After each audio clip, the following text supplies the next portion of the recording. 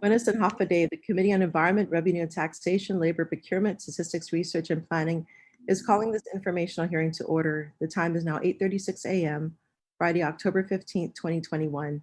Notice of this morning's informational hearing was provided to senators, stakeholders, and the local media on October 8th and October 13th, meeting the requirements of open government law. I'd like to acknowledge the presence of my colleague here today, Senator Tello Taitigui. Good morning. And I would also like to recognize several members from the community that are here today. From Guam Epa, we have the Administrator Walter Leon Guerrero. Good morning. Good morning, Walter. Deputy Administrator Michelle Lastimosa. And then we have staff from Guam Epa. I could start with Don Kanata. And then we also have, I believe, Mevani Hasita, also from Guam Epa, and Michael O'Malley. From BSP, we have Christian Benitez. From Guam Coastal Management, we have Audrey Meno. From California Communities Against Toxics, we have Jane Williams. We have from Batehila, Texan, Monica Flores. And I believe that rounds up everybody. And I believe Conchita Taitano is on board too as well from Guam Epa. I thought I saw somebody. Oh, and we have Laura Ola. My apologies. No, that's all right. We have Laura Ola from who's Executive Director, Citizens for Safe Drinking Water around Badger. And we might be receiving more participants later on. So the agenda for this hearing is to receive informational hearing from Guam Epa. The items include relevant federal, local environmental laws, the Andersen Air Force Base open burn, open detonation permit application, alternative treatments to open burning and open detonation, and community toxics information. To go over the rules of this hearing, the host of this hearing will mute all participants until called upon by the chair. Virtual backgrounds should not be utilized during this hearing, and participants' face must be visible at all times. When called to speak, please ensure that you are unmuted and that you're speaking into the microphone. Members of the committee wishing to speak may indicate their desire to do so through an in-app chat feature. Questioning begins with the chairperson, followed by my colleagues. Individuals testifying shall first be recognized by the chair before speaking and shall state their name for record-keeping purposes. Questions and testimony shall be confined to the substance or nature of the agenda. Personal inference as to character or motive of any senator or individual testifying is not permitted. So I would like to give some opening remarks before we begin the info hearing. I did send out questions to Guam Epa, initial questions in regards to the items in the agenda. So some opening remarks. The purpose of this hearing is to increase awareness of the existence and history of open burn and open detonation pit on Guam, the health and environmental dangers associated with open burning and open detonation, the permitting information and the Andersen Air Force Base application under review by Guam Epa, the availability of viable alternative technologies, the experience of other U.S. communities exposed to toxic releases from open burning and detonation from military bases. On July 30, 2021, Guam Epa issued a public notice for comments for the draft open burn, open detonation permit for Andersen Air Force Base. Open burning means the combustion of any material without the following characteristics: control of combustion air to maintain adequate temperature for efficient combustion, containment of a combustion reaction in an enclosed device in order to enhance complete combustion, and control of emission of gaseous combustion products. Open burning and open detonation are based on a dirty technology with virtually no emission controls, which have resulted in extensive contamination and staggering cleanup costs, which can reach more than $500 million at a single site. Certain air pollutants that are released under such practices include lead, arsenic, mercury, and endocrine disruptors, and dioxins. Adverse health effects due to high levels of particulate matter, the use of accelerants, including jet fuel, have been documented to adversely affect skin, eyes, liver, kidneys, respiratory, central nervous system, cardiovascular system, the reproductive system, peripheral nervous system, gastrointestinal tract. Particulate matter of primary concern include those that are 10 micrometers in diameter or smaller, which pass through the throat and nose and enter the lungs. Once inhaled, they affect the heart and lungs, causing serious health problems, especially in young children, the elderly, and those with existing asthma or cardiopulmonary disease. Additionally, known and unknown polycyclic aromatic hydrocarbons formed during the incomplete burning, known and unknown volatile organic compounds or other organic substances emit gases which can have short and long-term adverse health effects. The U.S. Environmental Protection Agency warns that burn waste, even in small amounts, releases harmful toxins that contribute to a plethora of illnesses.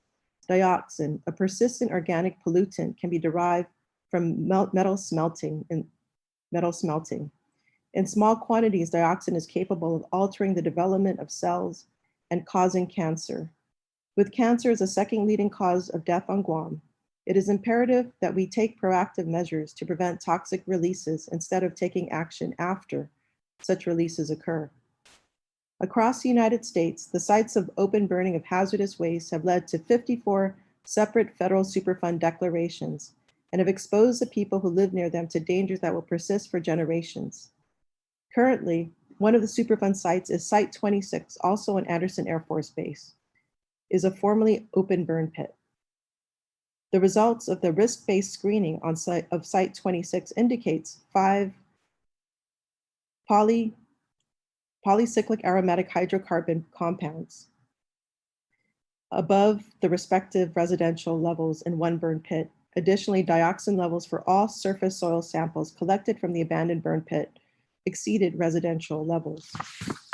Because of the environmental and health impacts associated with open burning and open detonation, Congress passed a resolution prohibiting the use of open burning of hazardous substances with the advent of feasible alternative technologies. In 2019, the National Academy of Sciences, Engineering, and Medicine released a report documenting the existence of viable alternatives to dispose of energetic waste. In the ensuing discussion, we hear from Guam EPA, who will present details of the permit application of the open burn, open detonation permit under review, the applicable laws, regulatory framework, the community and from community representatives on alternative technology and toxics exposure. So I would like to now recognize Administrator Walter Leon Guerrero. We did send some questions, so if you can speak to, maybe we can go down the list, or if you want to provide, just if you want to speak on the questions themselves. Thank you, Senator Perez. Good morning, everybody. I hope everybody's feeling well and stays healthy.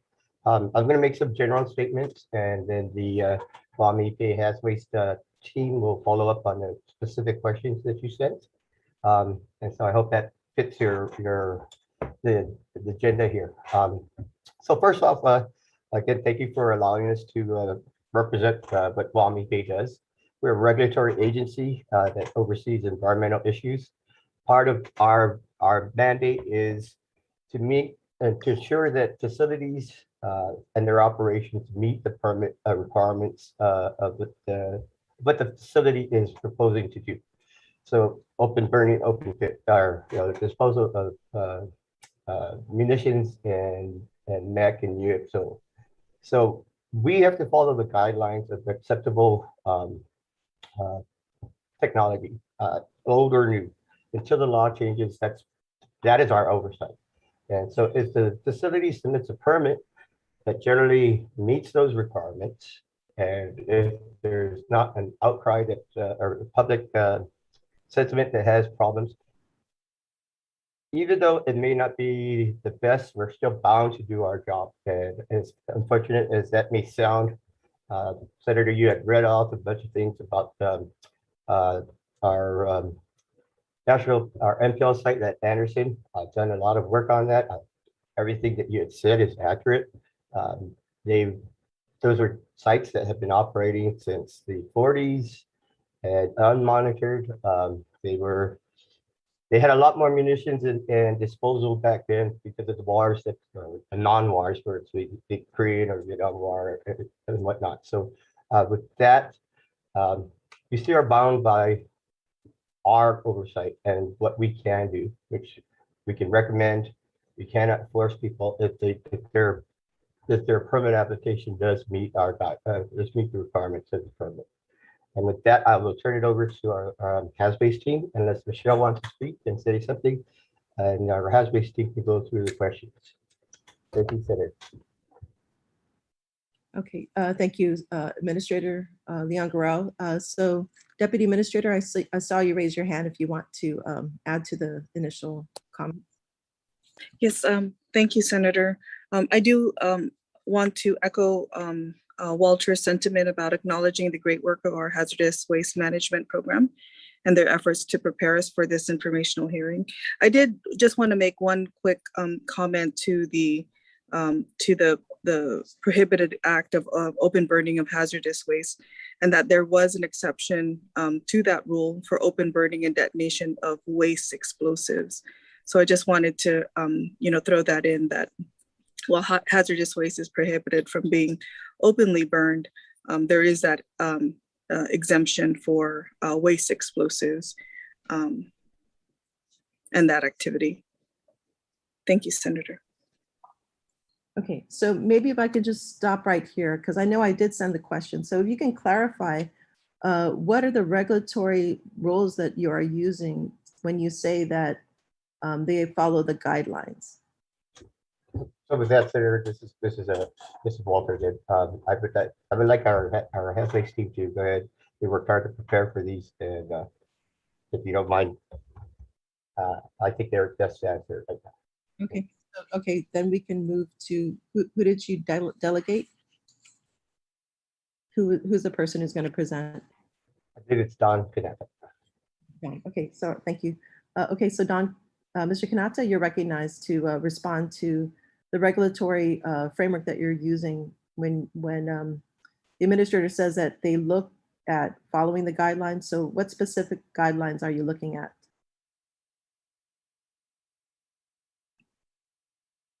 Okay, so we need to unmute you first. Or if you can unmute yourself.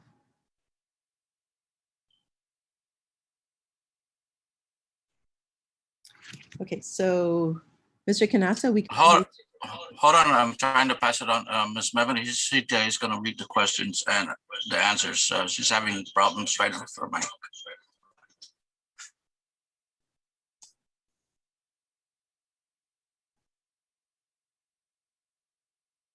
Okay, so while we're waiting, can you basically talk about the authority to review hazardous waste permits is delegated to Guam EPA. So unlike Saipan, US EPA oversees their hazardous permits. Can you explain at least a little bit how Guam EPA received that authority? What are the conditions of that?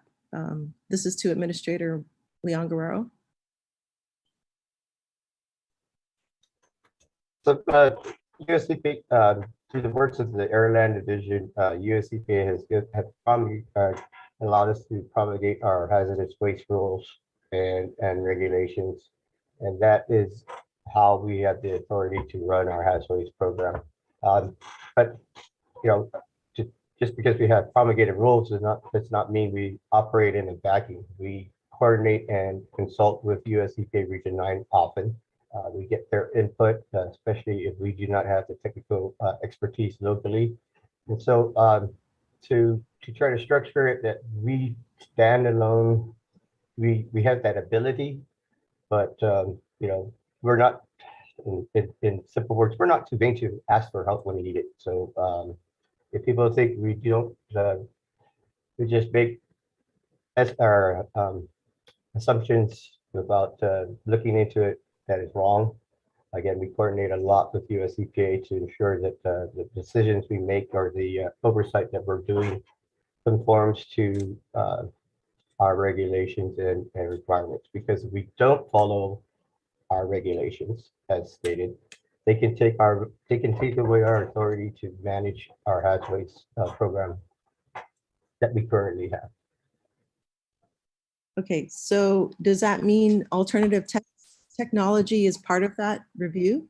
My understanding is that The draft permit is under review by US EPA, is that correct? They have looked at it as well, yes. Again, we're bound by the law that if it's an acceptable alternative, whether it's new technology or not, if it's an acceptable alternative, then and they meet those requirements, then we move forward with the permit. Okay, so have they made any comments regarding alt technologies? So I've actually talked to the environmental director. Well, environmental director is actually now the acting joint region, the Mariana's head for environment, and I asked, we have this public hearing, and excuse me, I'm sorry, we have this informational discussion, and I asked, we're going to talk about our permit process. He had indicated that if he was given enough lead time, they would have loved to come in and talk about the operations, because we're going to talk about what is submitted to us and turned into us. I think if you really want to know about the operations, and we could talk about what they submitted in the permit, but if you really wanted to know how they're doing and their plans moving forward, the best person would be talk to Anderson and have them on board. And so we did mention that there's other alternatives, and they said they'd look, but again, for me to speak for them might be out of my place, I believe. So I know in the response that you provided, their response to you was the Anderson Air Force Base, well, this is in the draft permit, states that one key limitation to implementing alt technologies is the quality of worker safety provisions not verified. So we have some experts here who can speak to that in a little bit. I want to go back to the Deputy Director about exemptions. So we're talking about what are the permitting guidelines, right, for reviewing this permit application for open burn, open detonation. You said there's an exemption for energetics. Can you speak to what regulation, what is, I believe there's been change to that because there is a mandate from Congress that alternative technologies need to be used when they are feasible. And currently there are there are facilities with alternate technologies that have been used for many years now. So it's to work. So what do the exemptions say when there is technology, alt technology that is available? I don't have that answer at this point. I'm hoping the Hazardous team does, or maybe Michelle does. I do not have that answer, to be honest with you. But I do know that because it is an exemption, that's why we process it as we do in the past. Sorry, can you say that again? You continue doing what you've done in the past? Oh, no. So I said, I don't have the answer specifically on the U.S. Congress mandate to use modern tech or alternative technologies. But I do know that based on what has been done and what is allowed, this has been moved forward. Again, we consulted with US EPA on this, and they reviewed it. And they also have agreed that this is something that is allowable. Okay. So Deputy Lastimosa, did you follow up on that? Thank you, Senator. So I'm going to reference a publication issued by US EPA entitled Alternative Treatment Technologies to Open Burning and Open Detonation of Energetic Hazardous Waste. And so in part of this, this publication, it did mention that although there are alternative treatment technologies that are available, there are certain energetic hazardous waste, such as large caliber munitions and missiles that cannot be treated with these technologies. And for DOD, their primary reason for still using OBOD facilities is safety. And the safety mandates that they or that they enforce is under their DoD's Explosive Safety Board, and they're responsible for determining whether or not that technology meets safety standards for site-specific or munition-specific applications. So until that technology has been developed or improved or can be demonstrated to be effective in either a large scale or the scale that they need to properly dispose of these energetic hazardous waste, then their only option will be OBOD. So even though the technology is there, sometimes the technology can only be used in a small scale. And until those safety requirements are met or approved by DoD's Explosive Safety Board, then that technology may not be a viable option for DoD. And again, this is not coming from me. This is coming from the publication that I had mentioned earlier. Okay. Yeah, we have more information on that, which we'll cover later to address what you just mentioned.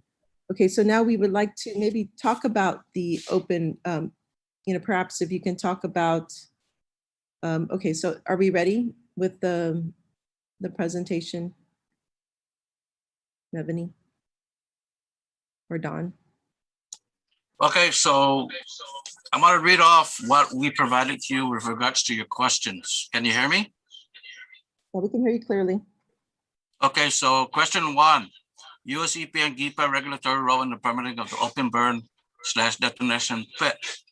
Our response is our roles are to review for completeness in accordance with 10 Guam Code Annotated Chapter 51 Solid Waste and Litter Control Act, the Solid Waste Disposal Act, including the Hazardous and Solid Waste Amendments of 1984, also known as HISWA, Guam's Hazardous Waste Management Regulations, and Title 40 Code of Federal Regulations, Parts 270 and 124. Question 2, applicable environmental laws. Then Guam Code Annotated Chapter 51, Hazardous Waste and Litter Control Act, the Solid Waste Disposal Act, including the Hazardous Waste Solid Waste Amendments of 1984, Guam's Hazardous Waste Management Regulations, 40 CFR Parts 270 and 124. Question 3. Okay, so sorry, excuse me, Don. Let me just make this a little bit more interactive. So if we can talk a little bit about the history of this facility. So when did it start its operations? So what was the permit that was given when it first started, and when did it first start?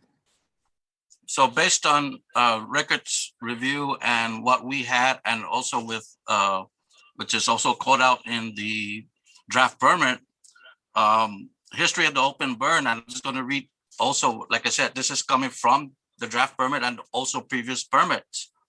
But the facility was in use since 1982. The EOD range is defined as the open beach area bounded by the Pacific Ocean to the north and the jungle and or limestone to the east, south, and west. Okay. Surrounding the active. So if I can just intervene here, we're going to put up some slides for the public to see of the site itself. So if we can have my staff put that up right now to show the site that we were talking about.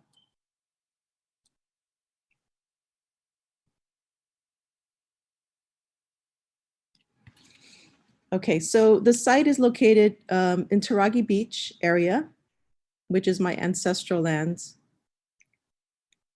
This is where my grandfather did copra farming. Next slide.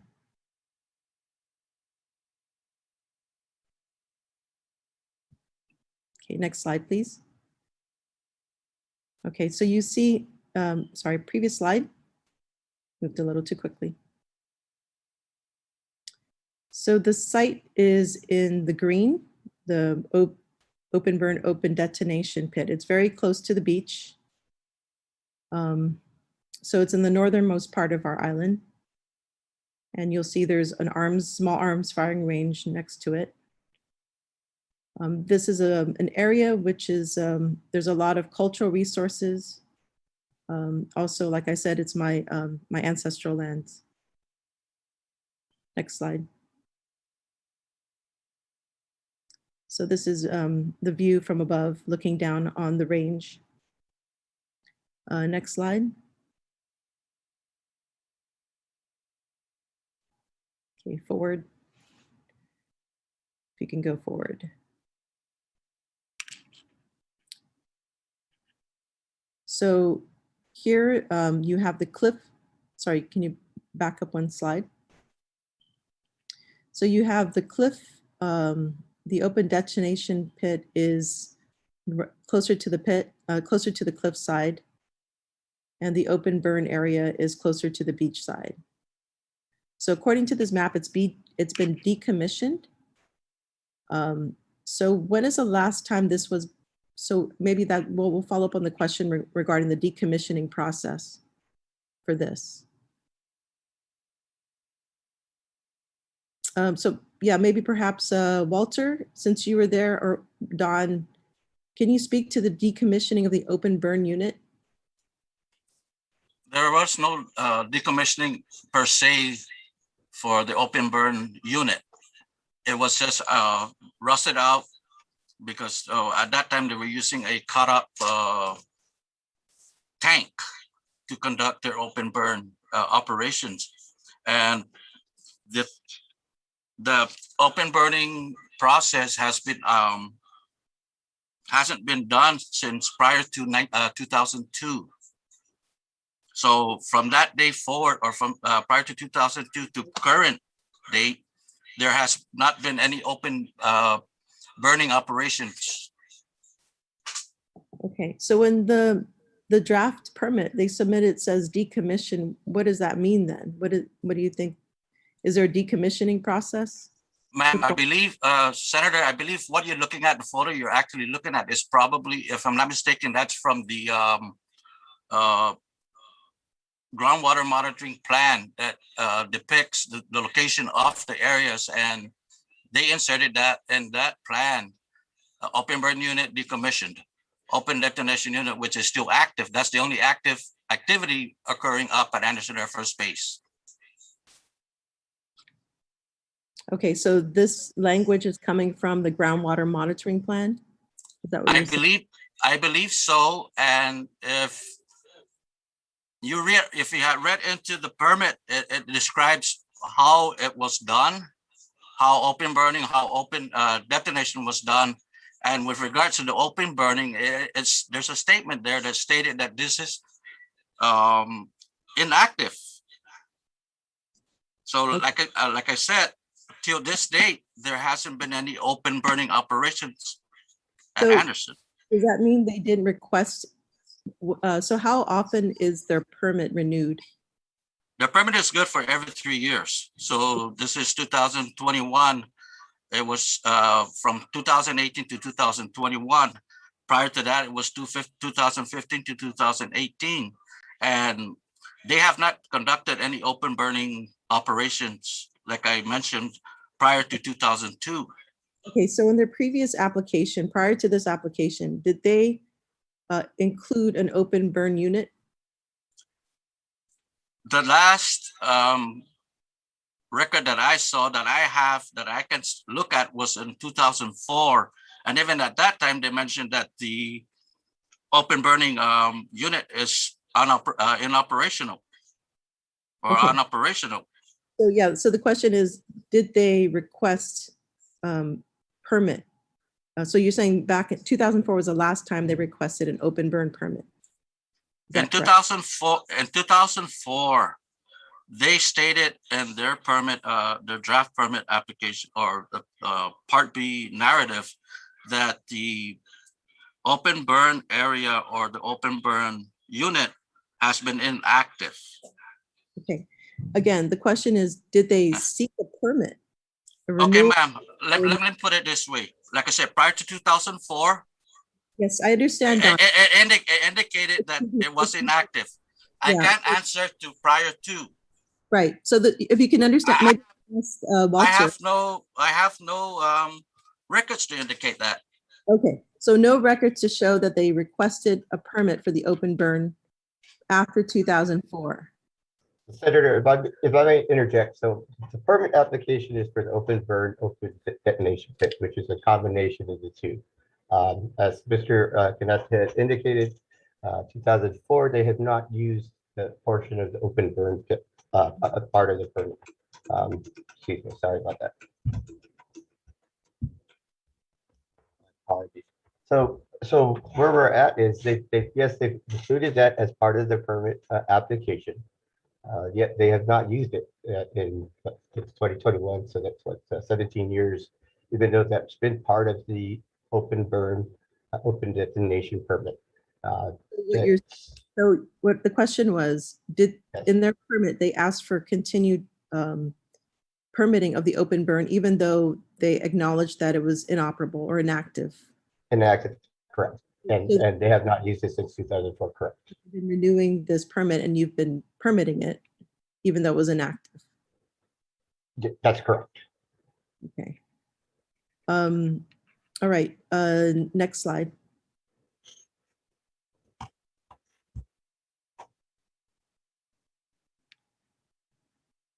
Okay, this is the distance from the open detonation unit to the shoreline.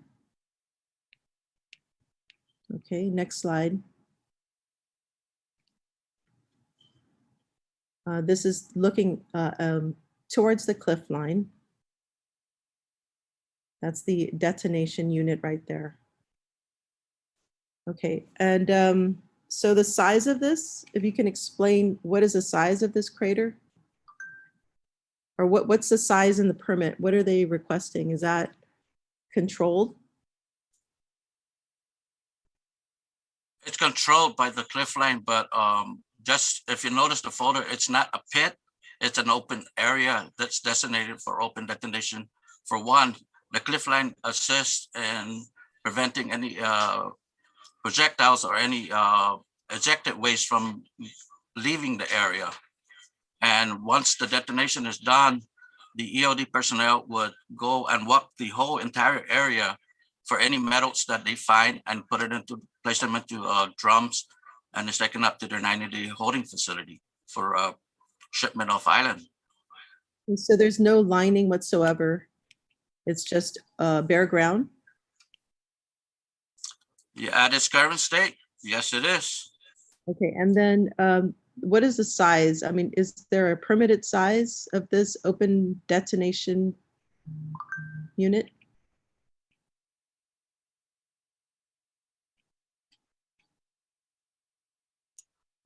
Right now, I can't give you an exact size, but I'm going to venture to say it's either a 20 by 20 or 20 by 30 area. Okay, but are those specifically listed in the permit itself? Not exactly, or it's not. It's not. So it could extend, you know, what are the restrictions? Are there any restrictions to the size of the limitations of the explosive unit? So just, I guess, to make you understand this, is that area that you're looking at, that's the designated open detonation. They don't move it anywhere else, but just in that particular area. Okay, so I guess what I'm trying to get at is you're not limiting size. So basically, if we have a larger explosive, it could potentially, you know, destroy the cliff line. Is that allowable? Well, ma'am, in the permit, they have a table listing that indicates the maximum net explosive weight that they can do in a day or whenever they have excess munitions. They have a certain amount of net explosive weight that they can do. Yes, that's correct. But is there opportunities for Guam EPA to restrict the size of the unit? Because, you know, if there's no restrictions, then potentially this cliff could be destroyed. If you don't mind, Senator, may I speak and try to answer that question as well? So we are following the guidelines that we have. We are not EOD experts, and we you know, you're correct. There is no size limit, but EOD is not in the and again, this operation it's better spoken to directly to the people that do this operation. We help oversee it, but there's no intention to destroy the cliff line, none at all. In fact, the whole intention of having this open detonation area is when they find, not only just for their expired munitions, but also for the UXO and munitions that are found outside the fence line, which currently outside of the EOD and these detonation pits, that's our disposal. That's our means of disposal on Guam. It's something that the military has done. Guam being in a war, we find UXOs throughout the island at different times, at different depths, at different locations. And without something like this, and I'm not just plain facts. Without something like this, there's no safe disposal area. This is, and I'm sorry if people are offended, but you're limited to how you take care of our UXOs via the OVAR, our VAR situation that we're in. So this is away from housing. There is a cliff line. No, there's no intent, and the calculations that the OD personnel do, which I do not know how they exactly how they do it. It's not to blow up the cliff line. It's to dispose of the UXOs as well as their expired munitions in a safe manner. Okay, so so basically the cliff line is there's potentially, because of what you're saying, you know, we don't know the explosive weight. So a lot of these old munitions, we don't know the necessarily explosive weight, and potentially. Sorry, second. Again, it's I am not a technical expertise in that fact in that area. We rely on the EOD personnel to know and to say that they don't know old munitions. I wouldn't say that. I do not know that answer specifically. I couldn't say yes or no to that, but I would like to think that these guys are experts in their field. They handle it. I know many people that for EOD personnel, not many. I know a few that for EOD personnel that have taken up private businesses to specifically get rid of World War II or older munitions. So I would fault on the site that they do know, but again, without me being an EOD personnel, I cannot speak specifically to say yes or no. Okay, so thank you. We'll move on to the next slide. So this is the open detonation pit that is being sought for permitting or re-permitting through Guam EPA. And so the cliff line is, as you can see, is being disintegrated with the blast. You can see the rock, the rubble. Okay, next slide, please. Senator, can I jump in here? I've started Guam EPA in 2007, and I've visited the site since then, and it's at, to this current date, that's the same area where open detonation has been occurring.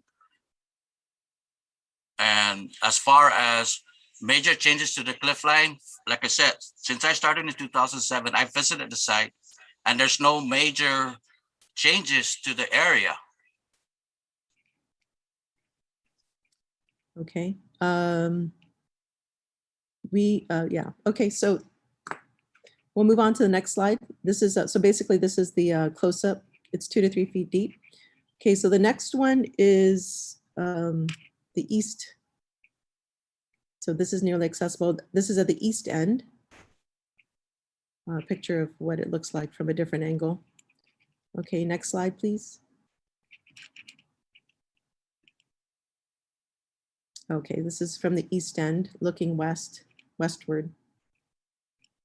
Okay, next slide.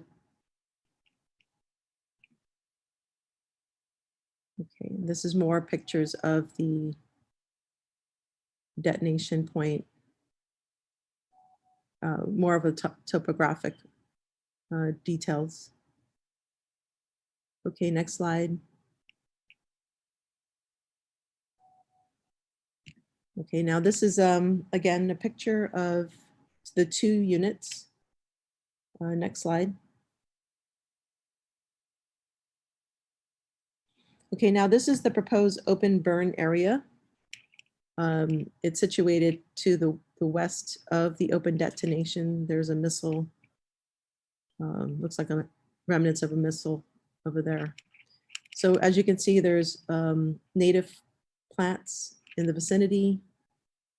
So this is the area that is proposed for the restart of open burning. Okay. So maybe Guam EPA, if you can speak to what is it just going to look like this, or what are the changes that the permit is seeking to do if they're going to do open burning here?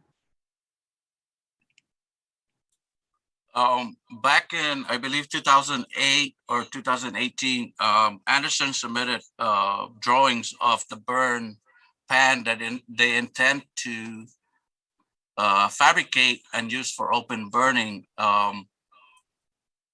Till this day, I believe funding is an issue to create or to make that burn pan.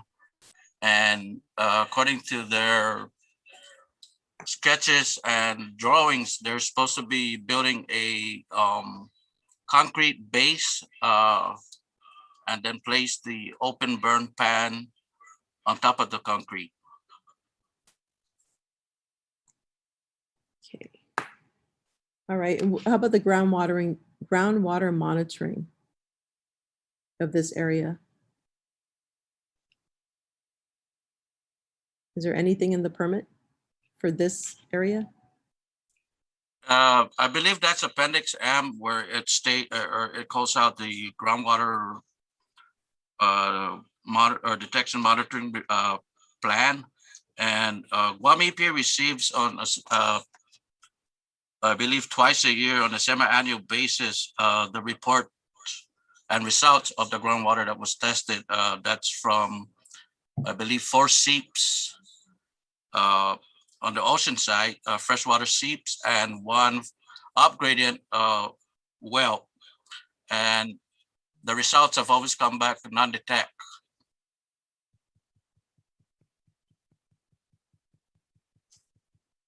Okay, so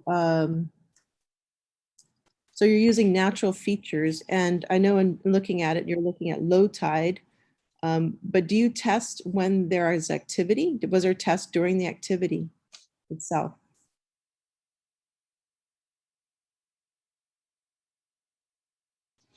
So what your question is, does Anderson Air Force Base test groundwater after the activity? Is that your question? Yes.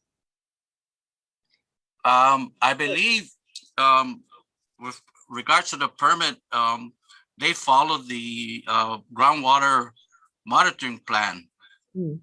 Okay, so in the permit, it states they're going to test during low tide. It doesn't state they're going to test when there's activity. Doesn't necessarily coincide with activity. The other thing is the monitoring wells. You mentioned one. Where is that well located? It's located upgraded from the site. It's our hold on. It's IRP 52 well, and that's upgrading from the site. If you can't place a groundwater well down in that area, because if they do one there and during storms and stuff, then the chances of introducing salt water into the well is great. Okay, so what about leachate system? You know, like we have at the landfill, collection, leachate, that type of thing. Is that in the permit? That I believe would, I need to go back in, but I believe that will be on the post-closure plan. And like I said, and I want to reiterate, if they do conduct open burning, it's conducted in a pan. Whatever ashes is left, they collect it, put it in the drum, and take it for testing and store it up at their 90-day facility. Okay, so closure means that, I mean, that's a little too late. You know, you want to be able to catch the pollution in real time to you know, warn the community of releases. And What is and the, that is, and in a sense, it's kind of captured by conducting the groundwater monitoring. well, if the well is up gradient, it won't necessarily capture the contaminants that are going to be washing down gradient. And if you're measuring during low tide and not capturing when the highest release could potentially be measured, you may be missing the overall exposure to contamination. So that's the issue with this permit. You know, it's not protective. Okay, next slide.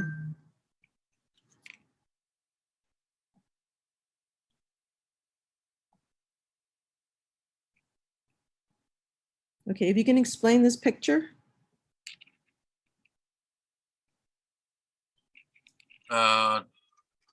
If you look at the far right where the two benches are at, that's the concrete personnel bunker that they stay in while they detonate munitions.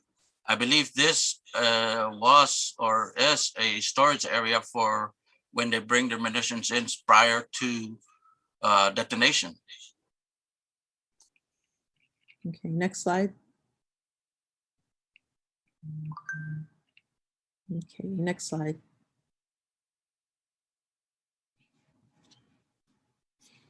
Again, so this is the distance from the open burn area from the sand looking southward.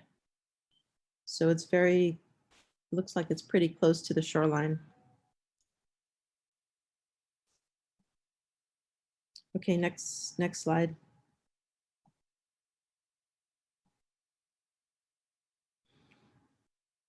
Okay, it shows the up gradient well, monitoring well, which is not going to capture anything coming from the open well, it potentially could capture if there's deposition, but nothing from the groundwater. Okay, next slide. Okay, explain what is SP1, 2, 4, and 5.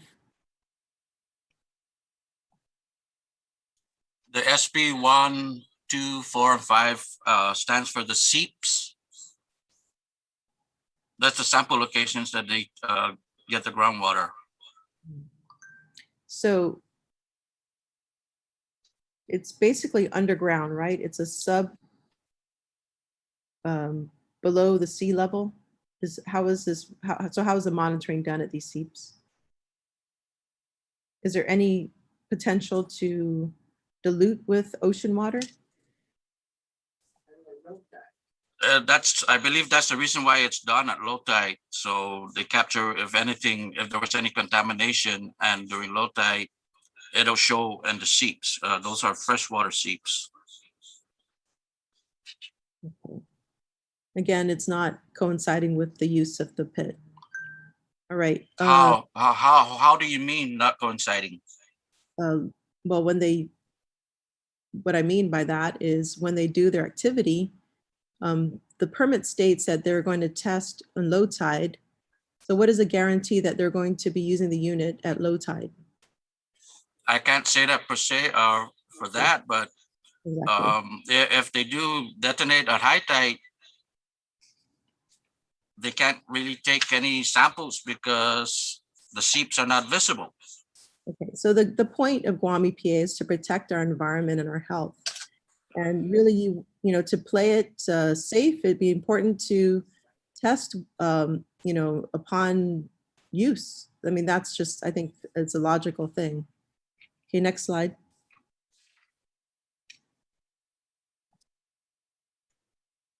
Okay, that's more pictures of the location. Senator, I'm sorry to interrupt, but can I say something real quick, Senator? Phil, yes, go ahead. So Senator, you know, when we did that public announcement, right? Part of the purpose of the public announcement is what we're doing right now, is to find out and see the concerns of the general public and see if we can build that into the permit. So some of the concerns you're doing, that you're bringing out, can be factored in and looked into. So one, I want to say thank you for allowing this to happen. But this is exactly why we have that public announcement for public comment period, so that these concerns could be voiced to us. we can look into it and see what we can do to address it. So again, I want to say thank you. Okay, thank you, Walter. So does that mean you're still accepting comments from the public? No, the comment period is closed. Okay, so you're not accepting any more comments. All right, so next slide.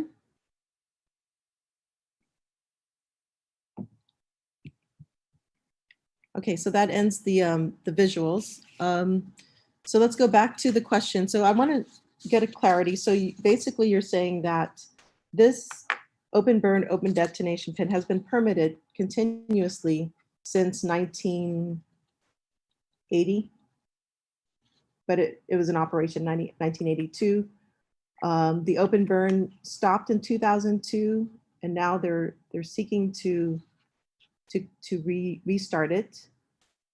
Has Guam EPA asked why they need to burn when there's other alternate technologies for burning? Is this something Guam EPA is looking into? Walter? So I did, with the knowledge that the permit every 3 years has been renewed, but both for open burn and open detonation. And they have not utilized open burn portion since 2004. They continue to submit it as is. Again, you assume that they plan to use it, but they have not, that open burn part. But they continue to do that. So to ask what their future use, we're just assuming that is going to be done, as well as also have the institutional knowledge that it's not been utilized. So to actually clarify, are they planning to use it in this next 3-year period that this permit is going to be good for? You want to say they have the ability to, but their track record shows they have it. I know that talking to the Hazardous Waste team yesterday, they had indicated why Anderson has kept that portion in, but to actually ask what their intent, which should go to the facility themselves, and we could only answer from what was submitted on the permit. So the actual intent and scheduling or actual operations use, we can only assume it's yes. Okay, so being that it's been decommissioned. Yes, Deputy Lastimosa. Thank you, Senator. So, part of the back and forth and the good work for the Hazardous Waste Management Program is that they, like Walter said, we did receive information from the environmental flight chief for Anderson. So, with respect to intent, they did mention that Anderson did analyze their activities at the OBOD, and that information and the justification for the use of the OBOD or resumption of the open burning activities is in the 2015 MIT EIS. So the 2015 Mariana Islands Training and Testing Environmental Impact Statement. So the justification would be in that document. And so they did go through that procedure, and then that record of decision with I guess the need to reopen the open burning area was recognized through that record of decision in July 29th, 2020. So their justification is in that 2015 MIT. Okay, has Guam EPA asked what they intend to burn? What kind of chemicals? They're going to be burning munitions. Okay. And there is in the permit, the draft permit, a listing of what the chemicals are that are present in the munitions that they burn or detonate. Okay, so how different is this permit from the previous permit? There's no difference. Okay, so then why are we accepting open burning? Because they if they haven't been using. They mentioned that they intend to conduct open burning in the future after they fabricate their burn pan. It's not going to be a pit. It's going to be a burn pan, a stainless steel burn pan that they're going to be conducting the burning in. Okay, so let me get this straight. Nothing has changed from the previous permit to this permit, yet they did not use open burning then. So why the need to do open burning now if nothing has changed from last permit to this permit? The reason why it's left in because back then, prior to 2002, they never conducted open burning. They see in the future that they will conduct open burning, and that's why they were trying to fabricate their burn pan. Doesn't make sense. Maybe they- to you, but I don't know. Yeah, it doesn't make sense. It doesn't make sense because they have the same exact same things that they're burning or exact same things that they detonated. Now they want to burn these things now. It doesn't make sense why they would need an open burn. Oh, The where's that? constituents are exactly the same. They treated it with OD, but now they want to treat it with OB. I'm gonna read a part of the draft permit. It's section 3.k schedule for permits. The OB unit of the EOD range is in a non-operational condition, has not been maintained. In the event the permittee needs to conduct OB operations, the permittee shall submit a schedule of repair for the OB unit to the Guam Environmental Protection Agency for review and approval. The scope of repair work must enable the unit to meet the performance requirements and specifications for the OB unit described in the permit. And before they even do it, they have to submit a request for modification. Okay, so that's my question. What do they plan to burn? So you're saying that what they plan to burn is what they're planning to detonate. Is that clear? Is that what I'm hearing? There's certain munitions, ma'am, that you're allowed to burn, and there's certain munitions that only require open detonation. Okay, but you're saying they're using the same thing as last time, and they did it through detonation. Yeah, so I think EPA needs to be really clear what the Department of Defense wants to burn. I think It's listed in the permit, ma'am. the community needs to know this too. What is it that they're burning? It's in the permit. There's a list, a table listing what type of munitions that they're allowed to open burn So and open detonate. it says munitions, it doesn't say chemicals. So you can have a munition. So they're similar- not burning chemicals, if that's what you want to say, because you're alluding that they're burning chemicals. I'm not saying that at all, Mr. Oh, Canasta. you just did. I'm saying that you can have, what I read in the permit is that they are classifying things based on the type of munition. It doesn't state the constituents. So over time, technology changes, constituents can change. And so my question to you and to Director Walter, do you know, has Guam EPA asked Anderson what constituents they are planning to burn? Yes or no? I have not, as the administrator of Guam EPA, I have not. So, but I do know that, again, like stated earlier, their purpose, their OBOD permit has not changed, and you're right. Why do they not change it? Again, I will refer back to my original answer, the prior answer, that I'm not an EOD expert.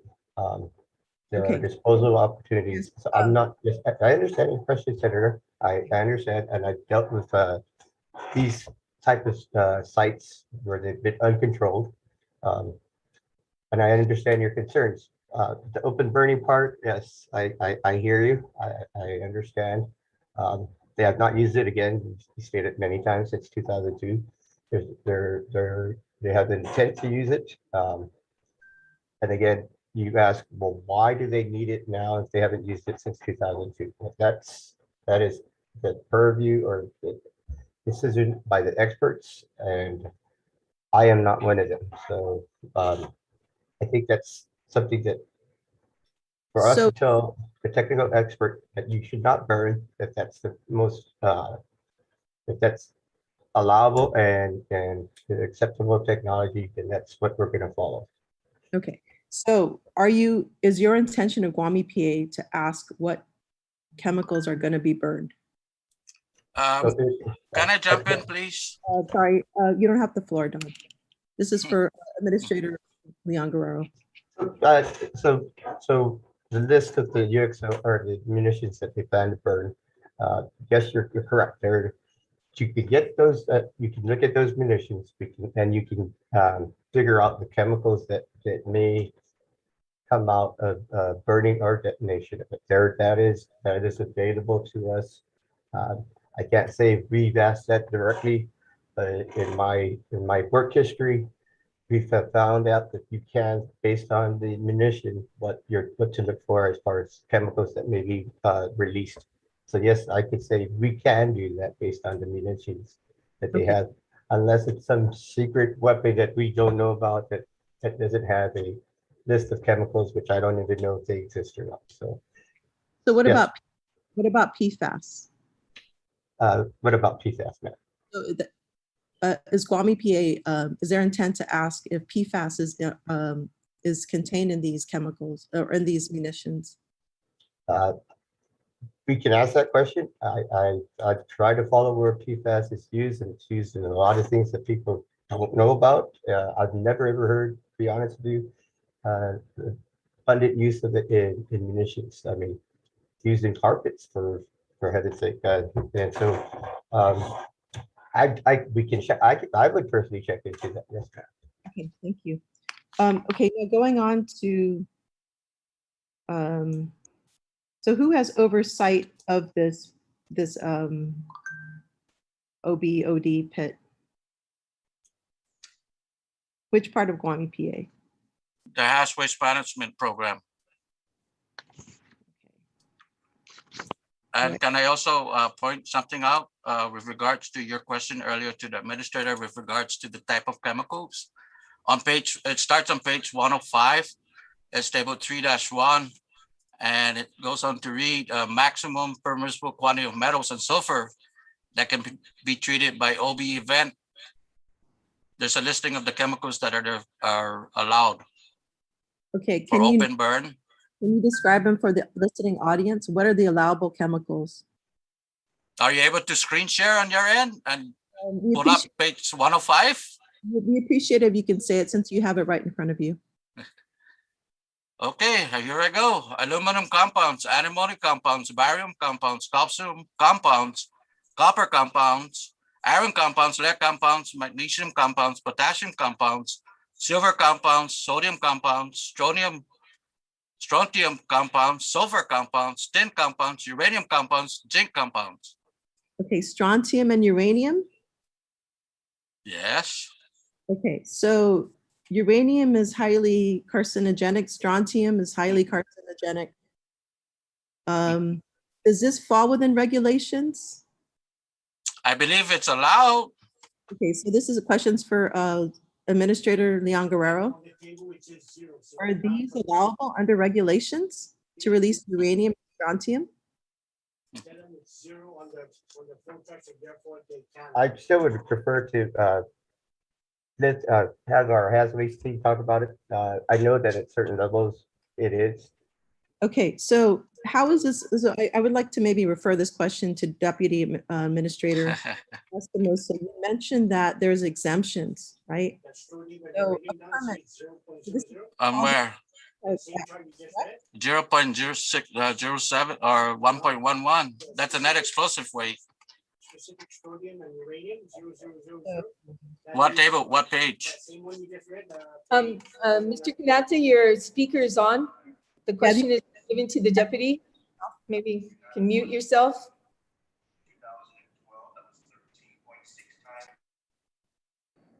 Okay, so going back to regulatory framework, I think this is really critical for the listening audience to know. So for a permit such as this, it's a miscellaneous unit. It falls under subpart X of CFR 264, I believe. Or you can clarify. what exactly is a miscellaneous unit and how is that permitted? What are the exemptions around it? Because we're talking about strontium and uranium. We're permitting uranium and strontium release into our environment. Can you explain how this fits under regulatory framework?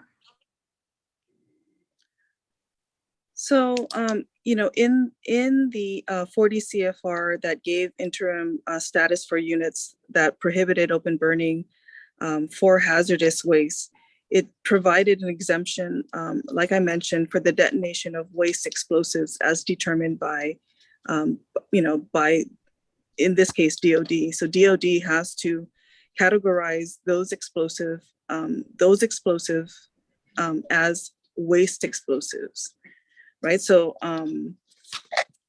when you're dealing with subpart X, I believe subpart X regarding miscellaneous units, it's more or less describing the performance standards for that technical, for that unit. So it's a technical standard for the unit that is being permitted. That's what subpart X is referring to. Okay, so I'm reading something from EPA. It's draft rules I believe they're rules pertaining to OBOD treatments. Section 2.25, prohibited energetic waste from routine OBOD treatments. It states certain energetic waste should be excluded from the OBOD treatment because of the potential for extremely toxic releases or the availability of alternate treatment technologies. Examples of these prohibited items include small arms ammunition up to 50 caliber, since this is not considered to have RCRA explosive reactivity, chemical agent munitions, riot control munitions, white, red phosphorus, incendiaries, colored smokes, depleted uranium munitions. So this is just an example. So is EPA guarantee that these things are not going to be included in the OBOD treatment?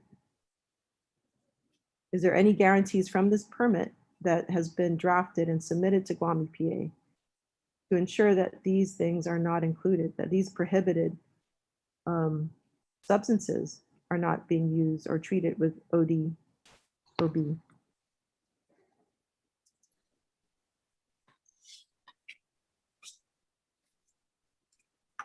I know that the permit condition for OBODs will always include limitations on the types and quantities of waste that may be open burned or detonated. Like Don mentioned earlier, that limit for detonation is 600 pounds of net weight explosives. I'm sorry, net explosive weight.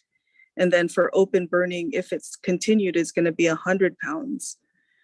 So there is that limitation. You know, I don't know whether or not it's specified. You know, I don't think the DOD is necessarily going to tell us, you know, what munitions are made of. But I do know that depending on size and weight and quantity, that permit condition is listed. I don't know if that's necessarily what you're looking for, but there is limitations and restrictions in the permit, or at least the draft permit. I'm sorry, at this point. Okay, so it's based on net explosive weight, but I think it's really important to know what's being released because obviously these are uncontrolled releases, and that means exposure to the community. I think that's really critical. But I think the reassurances, Senator, is that, like Don said, you know, biannually, the groundwater monitoring report indicates non-detects of any contaminants in our groundwater. So in terms of protection, you know, the results indicate that there is no contamination. And based on historical use of the OBOD at Anderson, it's been in operation for 40 years. And there hasn't been, you know, a negative groundwater report. Okay, so yeah, we can, I won't belabor that point, but I think the monitoring is insufficient. And I hope that you can follow up with that, considering that it's done not necessarily during times of use. Okay, so the next item I would like to talk about is scrap metal. So, it's at what point is scrap metal not considered hazardous if it is in contact with other hazardous or explosive substances? So this question is either for the administrator or deputy. You can answer that question.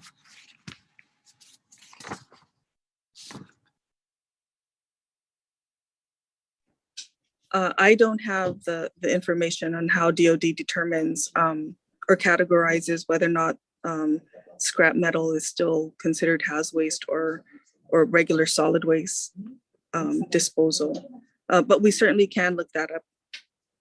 Okay, yeah, because I believe there were incidents where there was residue on the metal, and it resulted in explosive incidents. Compliance schedule. So can you explain what the compliance schedule would be for Guam EPA to ensure if this unit is permitted? What is the compliance schedule? What are you monitoring? When and how often will you be monitoring, and what would you be monitoring?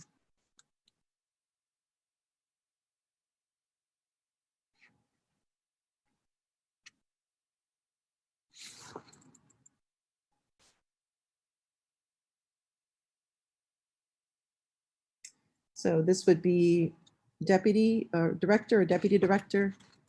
What is the compliance schedule that Guam EPA plans for this unit, these units? Senator, I know that the final permit is quite lengthy. I don't have the exact citing unless the staff has the exact citing on the compliance schedule. But if that's something that we can provide to you in writing, we certainly can, unless the Haz Waste team has the reference. As far as inspection? I'm sorry, Walter, you about to say something? Yes, I'm sorry, because I missed the question, so I apologize about that. But I was being informed by our Haz Waste team that any scrap metal that leaves the site does get swipe sampled before final disposal. But they were explaining that process to me, and so that and I apologize, I did not hear your question. But the compliance schedule, Don will follow up and answer that next. Wait, you were talking about swipe sampling? What is the swipe? So the scrap metals that are a result of the detonation, they do sample them before they do final disposal. And they swipe sample, what are they testing for? That again would be better answered by our Haz Waste team, as well as the compliance schedule. Okay, so who's doing that sampling? The base environmental section. Okay, and what are they sampling for? T-clip metals, Can you say that again? total. I'm sorry, the toxic characteristic leachate process.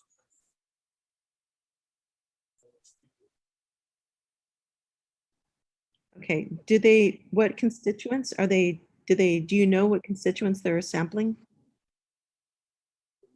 The record metals.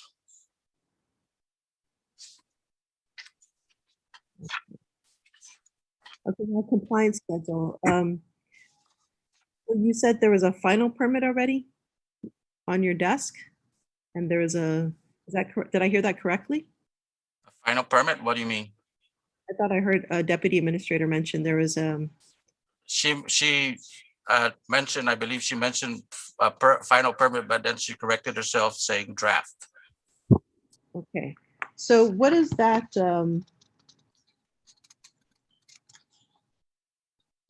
Yeah, maybe going back to that question, what is the, so they submitted a draft permit. So what stage is this permit under review? Right now, it's a matter of responding to the comments that you presented. Once we give you our response to your comments, then we can go forward. Okay, so your intent is to continue with the permit as is submitted?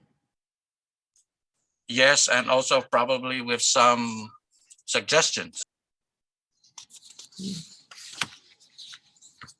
Okay.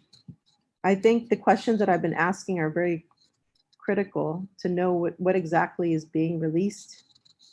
What do they plan to burn? If they haven't been burning in over, I don't know how many years, a decade at least, over a decade, why do they need to use an open burn pit now? And alternate technologies. You know, what is, I mean, the response given, I mean, we could talk more about that later on, but that does not, yeah, there's changes in technologies that is recognized.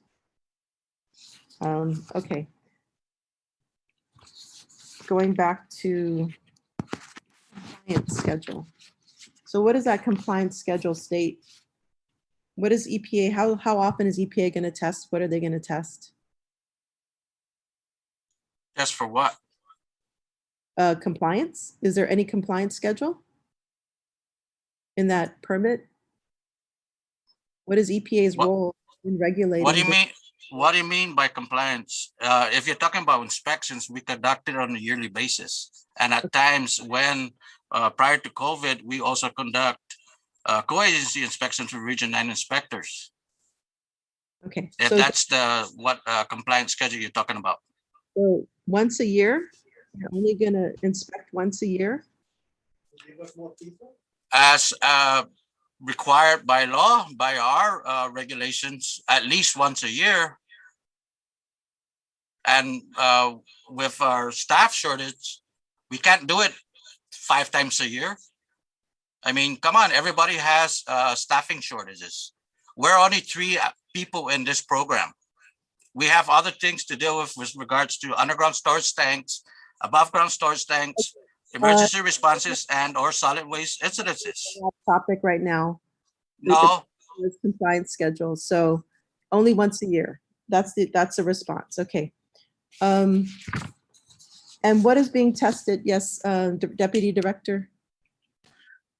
Hi, Senator. So part of the record keeping and reporting condition in the permit, in the draft permit, will always require that the permittee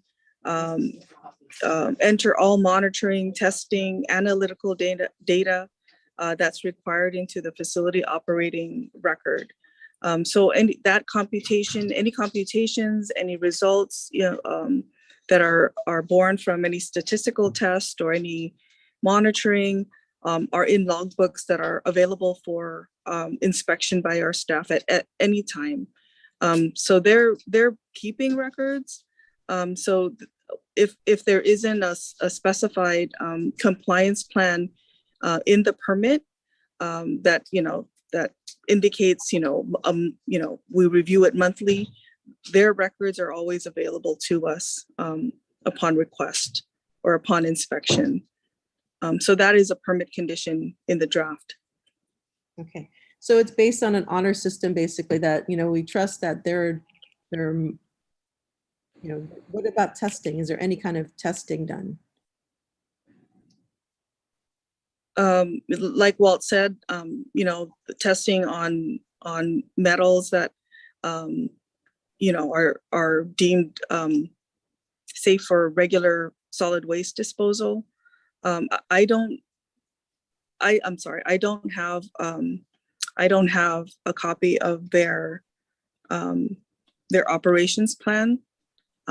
So I can't answer that at that moment, but I do know that in terms of being able to see all the results, all the monitoring data, that is available to us.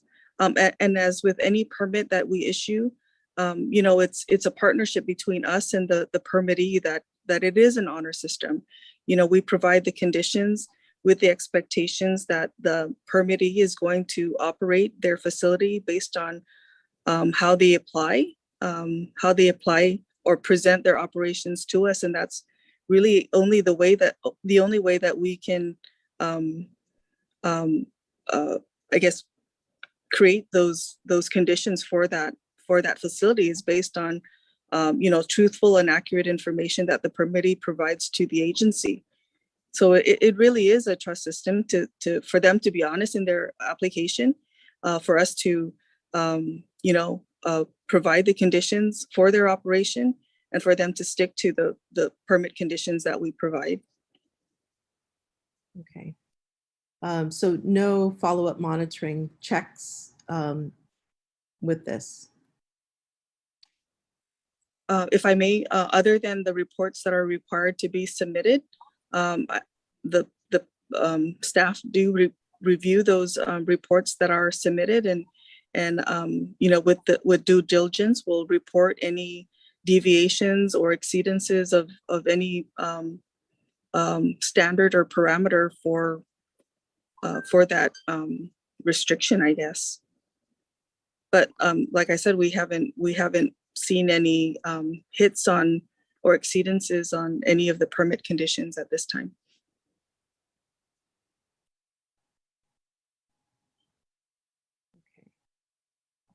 I do want to share with the listening audience that there are DoD instructions provided on prohibited activities, section 3.3 of their instruction manual. If I can pull up the actual document itself. Give me a moment here.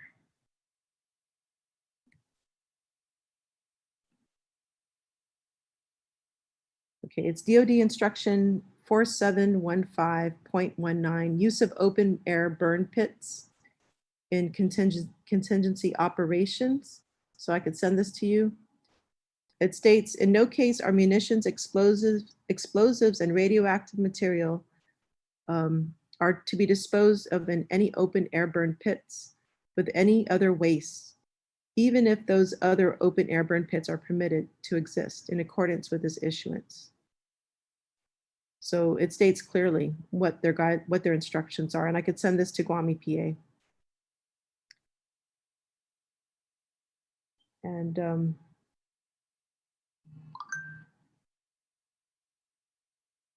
so they also must issue specific engineering medical guidance that maximizes protection of human health and safety for locations where disposal methods potentially impact human health and safety.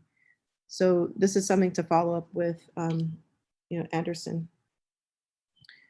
Okay, let's move on to the other questions that I had. So in the permit itself, it talked about clean closure in order to avoid post-closure of 30 years. What is the agency's response to that? Administrator Guerrero. I'll defer that to either our hazardous waste team, but I also like to acknowledge that Mr. Chief Detective has requested to raise her hand and be acknowledged. She's told me that she's done that a couple of times to try to add input into our conversation. So if you wouldn't mind, if you see she has something to say, please add her to the discussion. Yes, so she just needs to turn on her video. I did recognize her in the beginning, but I haven't seen it. But to answer the question, maybe if someone can answer, what is clean closure? What does it mean what are the requirements for clean closure? What does it mean to Guam EPA for clean closure?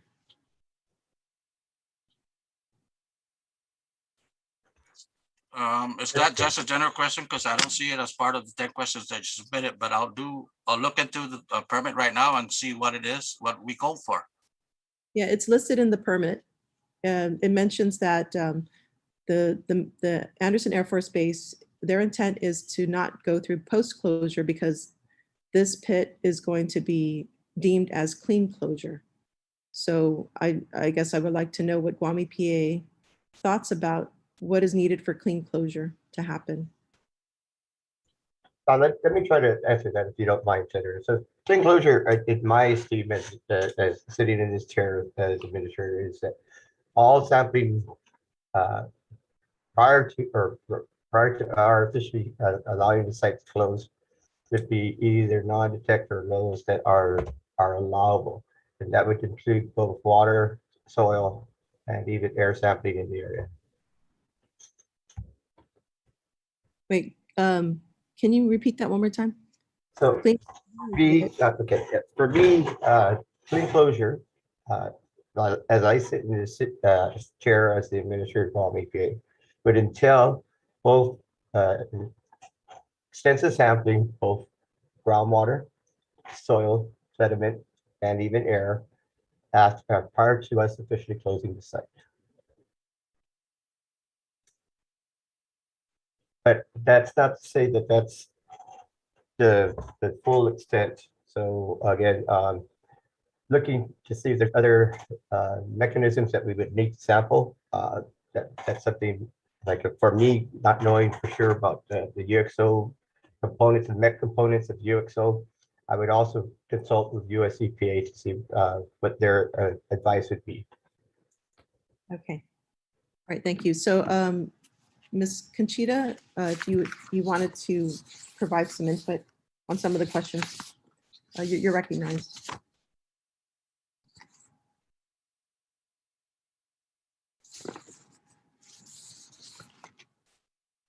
You're on mute, Conchita. You're on mute. Start again, please. Oh, thank you. I have like a double switch. I always forget that, Senator Tello. Okay, so when a facility does not want to go through post-closure, that means they don't want to do long-term monitoring. So in order to go through, that means they're going to go through clean closure, which means within a certain period of time, and usually it's about 30 days, they give notice to us, and then they start to deconstruct whatever activities or appurtenances that are on that facility. So if there are 2 units that are on that facility, as we've seen, then they'd have to deconstruct, they'd have to remove and then dispose of those properly. After that, then we would require soil sampling to make sure that there are no residues. The next thing we'd probably look at is, again, what's coming out of the seeps, and we'd probably for clean closure, it won't be a once off. We would probably require the testing to be done over a period of time, usually during rainy season and another time during dry season. I know there's interest about residues on the cliff line. We will probably request that as well. I mean, the idea is clean closure is that the area is clean of residue, clean of contaminants. So that way the facility does not have to do long-term monitoring or post-closure care. Thank you. Thank you. So we're going to move on to the next part of the agenda, which is I would like to invite Ms. Jane Williams to present her testimony, hopefully about alt technologies, as well as their experience in California regarding toxics in their communities. Welcome, Ms. Williams. Thank you so much, Senator. I appreciate the opportunity to speak with you and everyone else who's attending this informational hearing today. So I had sent a PowerPoint presentation, and I'm wondering if we can pull that up. Great. So I just want to start out by saying that I'm actually a member of the National Ceasefire Campaign, and I want to acknowledge our executive director, Laura Ola, who's here at this informational hearing, for her fantastic research and amazing support of this hearing. And we actually worked together to put some of this PowerPoint presentation together for National Academy of Sciences public meeting a few years ago. So next slide, please. So the open burning of hazardous waste by the Department of Defense is still commonplace today, while the open burning of all other hazardous waste is banned by the Resource Conservation and Recovery Act. It's only the Department of Defense that is actually allowed to open burn and open detonate waste. And the wastes that they have been allowed to burn are not just munitions. So some of these pictures you see show them open burning lines at Army ammunition plants, the military munition production lines. So the military has a culture of open burning hazardous waste. This picture here is what the burn pans that they are intending to build at the open burning site. Can you go back to that slide, please? This is what burn pans look like. And this is when they are actually open burning material in the burn pans. This is at a facility called Clean Harbors in Colfax, Louisiana.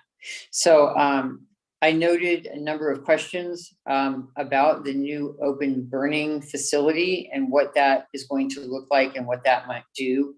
Now, the water around this facility is all contaminated with energetics, both perchlorate and RDX. So, and that's because of both stormwater discharge and entrainment in the air, having airborne deposition. So just because you have the burn pans doesn't mean you don't contaminate local water supplies. So next slide.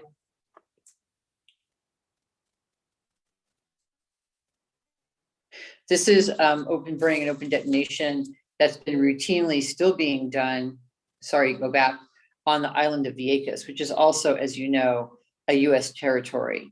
On the island of Vieques, they are currently pulling munitions out of the water and open burning them on the beach, just like it's being proposed here in Guam.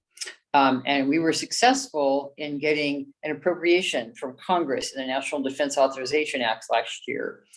We worked with Congresswoman Ocasio-Cortez to deploy a burn chamber and a water knife so that they will be able to essentially cut apart large munitions and put them in the chamber and detonate them and demilitarize them without having these giant plumes of smoke and metals and other kinds of chemicals.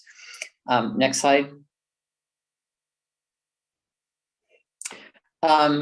These are some of the burn pits that are on pictures of burn pits that are in US military overseas operations. This one is actually, I believe, in Iraq. And I know that you must have seen tremendous amounts of press with the burn pit victims. There is now a burn pit registry of soldiers that have died from exposure to emissions from the burn pits. So we'll talk about the next slide. How much waste does the military have to treat? So how much waste are we talking about? Because Guam is now sort of on schedule to start burning waste, since the permit does not restrict the importation of waste.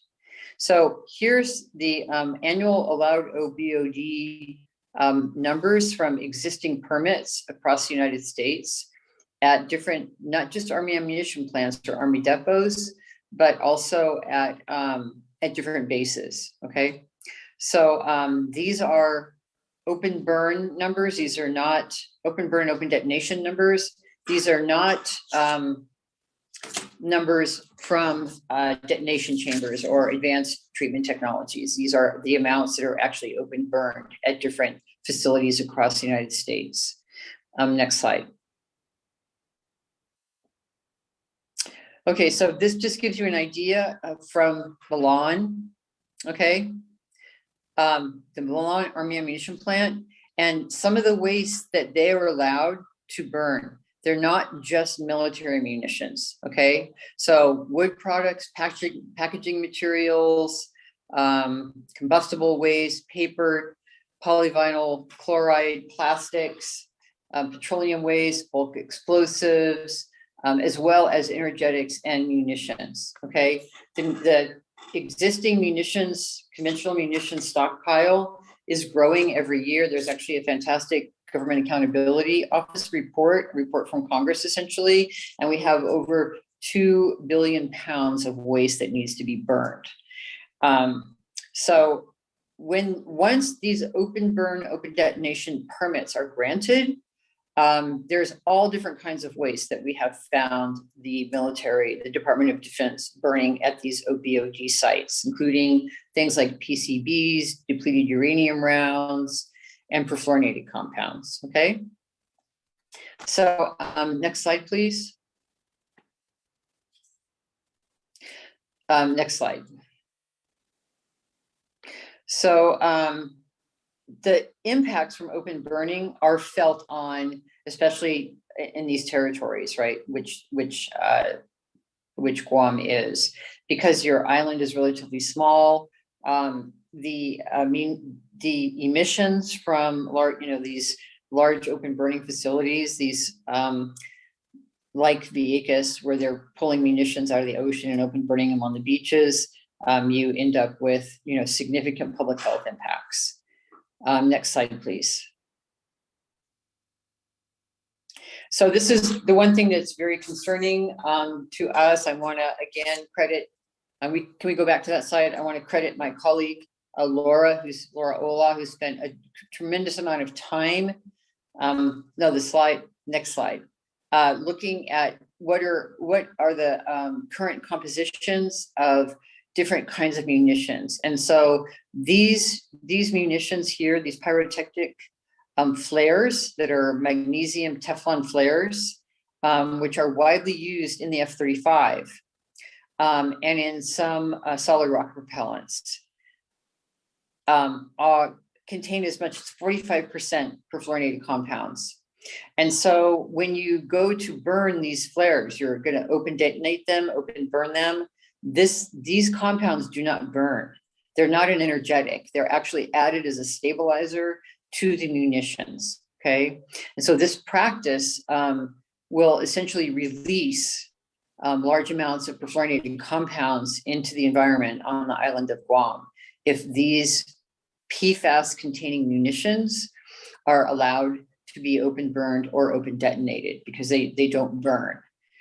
It's similar to the metals, and if you try to burn PCBs or polybrominated diphenyl ethers.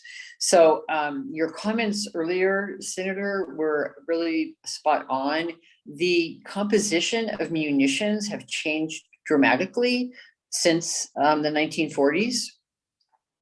And there's all kinds of chemicals now that can be persistent bioaccumulative toxins that are not readily treated by open burning or open detonation. Yet the military is still widely using OBOD as a technique to treat these munitions. Next slide.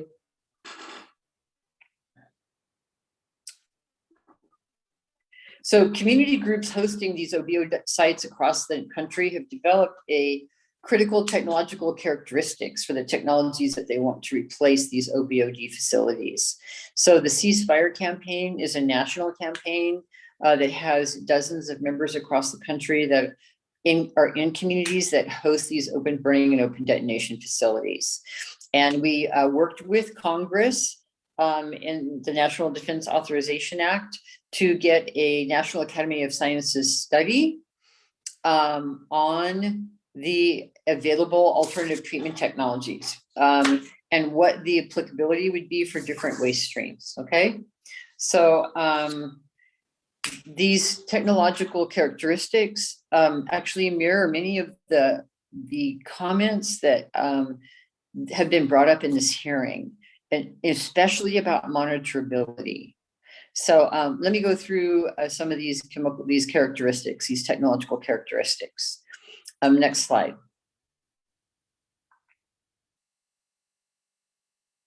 Great. So obviously we want technologies that have overall protection of human health and the environment as their reason for existing. We want treatment methods that are protective of human health and ecological health, which is especially important in Guam, given that the plan right now is to release some of these chemicals into the ocean and into the environment in Guam. We also want treatment methods that offer maximum protection for workers, and that treatment methods that are sensitive to the elevated levels of pollution that already exist in areas such, especially on the continental United States, air pollution is a very significant public health problem. You don't want treatment methods that can cause or contribute to soil, air, or water pollution like existing OBOD technologies do. You also want to try to treat the waste so that it doesn't end up with more hazardous waste that would be generated. We want, maximum safety controls to prevent all releases.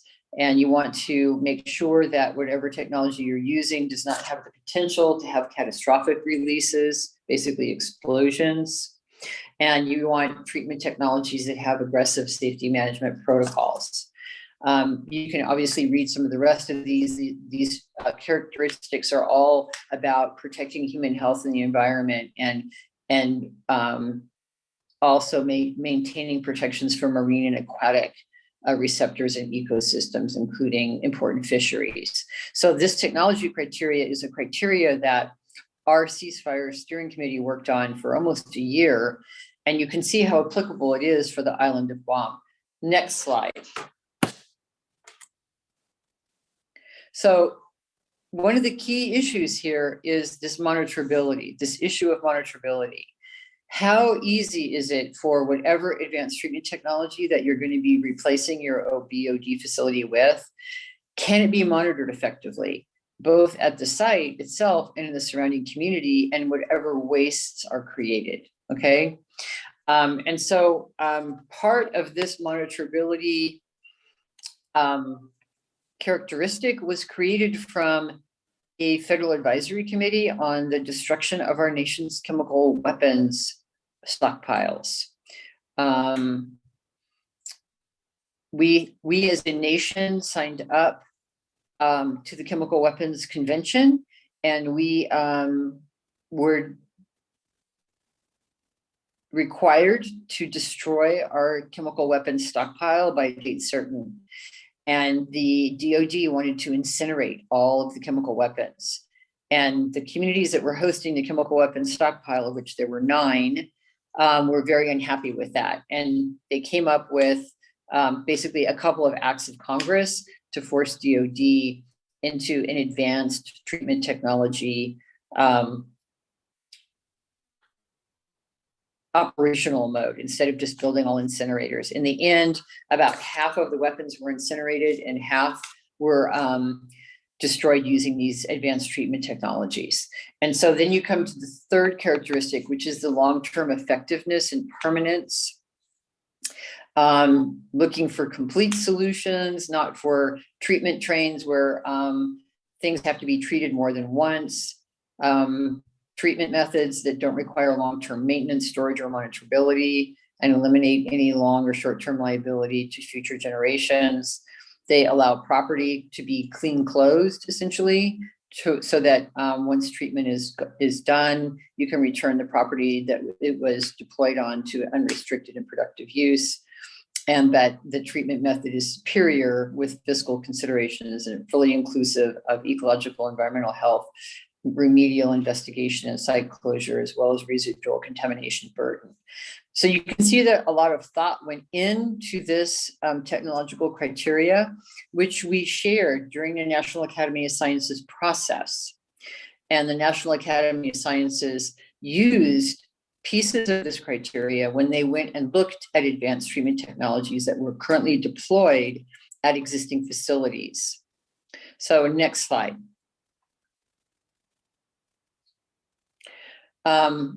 One of the key things is that you want to make sure that whatever technology you use has a reduction in the toxicity, mobility, or volume through whatever treatment you're doing to the munitions. Otherwise, you can, and there are some technologies where you end up with actually increasing toxicity. Open burning is one of those, where you can actually create more toxic byproducts like polyaromatic hydrocarbons and products of incomplete combustion like fluorinated, chlorinated, and brominated dioxins. So, and obviously you want technologies that can be quickly and safely used to replace open burning and open detonation. Okay, next slide. Implementability, you want to make sure that the treatment is legal and that it's permittable under existing federal and state environmental statutes. You want to make sure that there is acceptance by states or U.S. territorial governments and environmental regulators of whatever technology you're going to be using, and that there's community acceptance. That's actually part of the National Contingency Plan in Superfund, for the deployment of advanced treatment technologies, that community acceptance is a key component of NCP compliance. That these treatment methods, whatever technologies you have, would be supported by local community leaders, the affected communities, and that treatment method safety controls are understandable and deployable and accepted by local first responders, and that we have adequate protections for on-site workers who will be operating the technologies. Next slide, please. Environmental justice is a huge component of the open burning and open detonation problem. Approximately 88% of all OBOD facilities in the United States are in low-income communities of color. And so many OBOD facilities impact environmental justice communities and tribal communities. And so we wanted to make sure that we had a robust technology criteria that took into account the protection of native resources, such things as fisheries, endangered species, native plant gathering, because so many of these OB facilities are impacting native lands as well as environmental justice communities.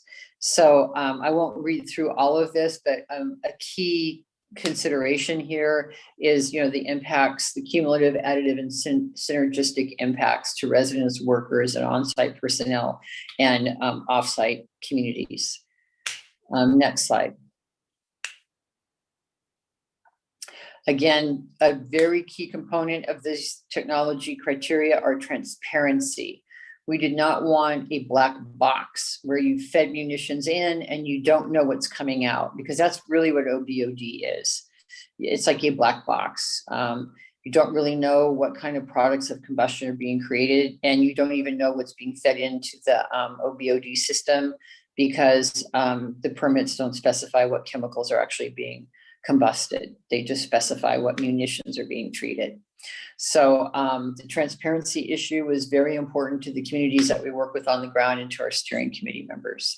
And this just has a quick listing of the steering committee members that worked hard to develop this criteria. And again, it was highly influenced by the Federal Advisory Committee that implemented the advanced treatment technologies for the nation's destruction of chemical warfare agents. Next slide, please. So I'm going to go through some of these technologies that are actually in existence and deployed at other DoD facilities across the country. We don't necessarily endorse or support any one of these technologies, but this list is really for the purpose of identifying examples of alternatives to OBOD that have already been approved and or deployed by the Department of Defense. Next slide. Okay, so supercritical water oxidation is a technology that's currently deployed at 3 different depots for the destruction of different types of energetics and munitions. And one of the things that I want to really emphasize is that these technologies cannot be deployed without a DDESB certificate. That's the Defense Explosive Safety Board. So you cannot use any of these technologies on any of these DoD facilities without having gone through the DDESB permitting process. That process is not an environmental process. It's a process safety process. It's designed to protect on-site workers and on-site personnel. So when the Department of Defense says that they cannot deploy any of these technologies to Guam because of worker safety, that is absolutely false, because all of these technologies have been through DDESB process and have DDESB permits. So controlled detonation chamber, you can see there how many facilities have these and where they've been deployed.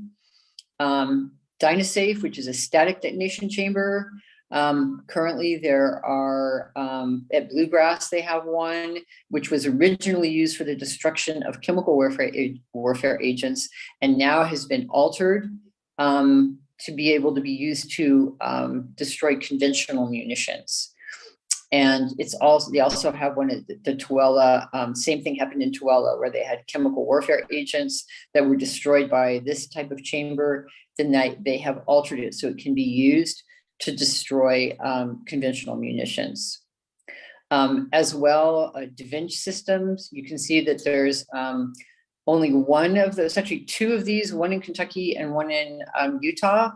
But there's a number of these now, these Davinci Systems that have been placed around Europe and in Japan especially. This particular system is designed by Kobe Steel.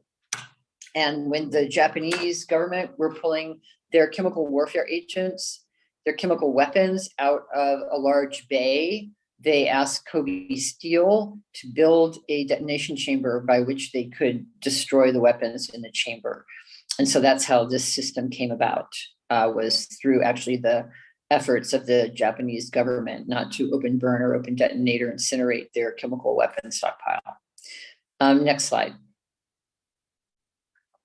So there was a large controversy in Camp Minden, Louisiana, that many of our ceasefire members worked on, where energetics had been moved to a abandoned, it's not abandoned, but it was a former Army ammunition plant that had been turned into a National Guard armory. And the waste was essentially abandoned there and it exploded. It auto-ignited, creating a huge crater and massive explosion. And the proposal there in Louisiana was to essentially open burn and open detonate all of that energetic material. And the local community put their foot down and said, you won't. And so they created they actually built a special contained burn chamber, and they moved it to Minden, which is right outside of Shreveport. And they used that chamber to destroy those energetics. Hydrolysis is one of the technologies that came out of the efforts to destroy the chemical warfare agents. And it has two facilities, actually three facilities, one in Colorado, one in Indiana, and one in Maryland. It was very successful at destroying chemical warfare agents, and it's one of the technologies that were examined by the National Academy of Sciences and held to be very applicable to conventional munitions and energetics. And the last one is gas phase chemical reduction. It's a technology that uses hydrogen instead of oxygen to help destroy and break apart compounds. And it is mainly not in use in the United States. There's only one facility operating, but it is widely available in Europe and Australia and Canada. Okay, next slide. Okay, so I really want to emphasize that all of these technologies have been developed over the last 30 years. They were the direct outcome of opposition by communities to the open burning and open detonation and incineration of our chemical weapons stockpile. And so in the last 30 years, these technologies have been developed. And the point of the National Academy of Sciences study was to look at the applicability of these technologies and others to the conventional munitions stockpile. Because you can well imagine, if we have 2 billion pounds of munitions needing to be destroyed, if we don't get ahead of the game and we don't start using some of these advanced treatment technologies, we're just going to have massive groundwater and air contamination across the United States. And so I want to emphasize again, all the technologies that we just went through that are deployed in the continental United States have DDESB permits and US EPA permits. So they're not unpermitted units, and many of them are not like pilot scale or bench scale. They're fully operational systems that are being used to destroy conventional munitions. So this archaic and arcane practice of open burning conventional munitions that contain a plethora of highly dangerous and highly toxic chemicals, many of which are not actually burned in the OBOD process, is really a holdover from activities and practices that DoD had way in the past, okay? So at the end of the Second World War, you know, the disposal method for munitions was kick and roll, right? They literally took the drums and kicked them off the backs of the ships into the ocean. Chemical warfare agents were disposed like that. Nuclear materials were disposed like that, as well as conventional chemicals. We're now in 2020. We hope that we're past that. And this sort of OBOD on the shores of the islands, I mean, that's exactly what the French did with their chemical weapons stockpile. They took them all down to the beaches, down in Normandy, actually, and they open burned them and open detonated them. So we have a national campaign to push DOD to stop this practice of OBOD. And we are actually being very successful. There's language in the National Defense Authorization Act to stop all foreign burn pits, meaning that there will be no more open burning and open detonation in foreign war theaters. But it doesn't say anything about domestic burn pits. And so, we're really pushing EPA right now to end this practice of open burning and open detonation and tell DOD they have the largest budget. They were just granted $794 billion. It's not like they have to hold a bake sale to go out and build some of these technologies. And as part of the modernization and expansion of the military presence on the island of Guam, which I will not have an opinion about, but you are going to generate a lot more munitions as well. You probably recognize that munitions will be repatriated from Okinawa to Guam for disposal. So it is very concerning to us that are those of us who are closely watching the conventional munitions stockpile grow, and OBOD and the advanced treatment technologies that we hope to replace it. We feel like we're always playing catch up, and it's alarming to us to see what's going on with Guam and the potential to have a large amount of open burning and open detonation of conventional munitions that contain a plethora of very dangerous, very toxic chemicals. When you are giving a permit to DOD to release strontium and uranium on your island, that's just amazing to me. That indicates that they plan to open burn, open detonate depleted uranium, which is clearly not allowed by the DOD's own guidance documents. So I'm happy to stay on and answer any questions that you might have. But it is very alarming to me to hear the government of Guam using the arguments that DOD has used. These technologies are operational, they are permitted, they are safe, they have DDESB permits, and they dramatically reduce the amounts and the kinds of releases that are occurring at OBOD units across the United States. Thank you very much for offering this opportunity to talk with you today and to testify at this informational hearing. Thank you so much, Ms. Williams, for your testimony. It's very thorough. We definitely would like to keep you on if we have any further questions. But if I can just highlight some key points, the alternate technologies they go through a rigorous process through Department of Defense to ensure their safety. Yes. One of the things in the permit, it stated that they were unsure about the safety of these technologies when in fact they have approved them.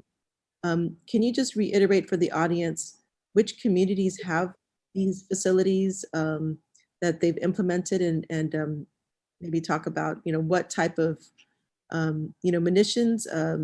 Just if you can reiterate some of these places, perhaps we can have our Guam EPA administrator visit some of these sites. Well, that would be wonderful. There's a fantastic facility down at Anniston, Alabama that was built with a static detonation chamber that you can actually walk inside of. And it was built to destroy, Anniston, Alabama was part of the stockpile sites for chemical weapons. So they built it to destroy chemical weapons, and now they've altered it so that it can destroy conventional munitions, and including very large conventional munitions. And by the way, there's no size of munition that you cannot put into one of these systems, largely due to the invention of what's called a water knife. The Teledyne company makes a water knife, and you can safely cut apart even very, very large rocket systems and large missiles and all different kinds of things. It's one of the things that we were able to get to go to Vieques, because sometimes they pull up very large torpedoes and things that were part of the Cold War era submarine munition stockpile. So there's no size limits. If you have a water knife, you can cut anything up and put it into one of these detonation chambers. And because it's a water knife, you don't risk the explosive problem that you would with other kinds of treatment. Well, thank you so much.